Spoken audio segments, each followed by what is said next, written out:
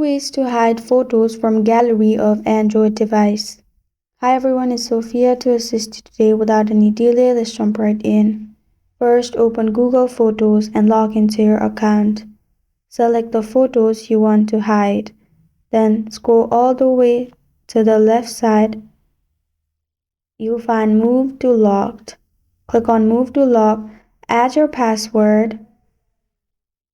Then your photos will be moved to locked folder. You won't be able to see the photo normally in the photos. You need to open locked folder to see these pictures. Second way is open your gallery. Click on the picture you want to hide. You'll find three dots located on top right corner of your screen. Click on three dots. Then you'll find Hide option. Click on Hide and then press on OK. You can do same with other pictures as well. As you can see, picture is hidden. You can simply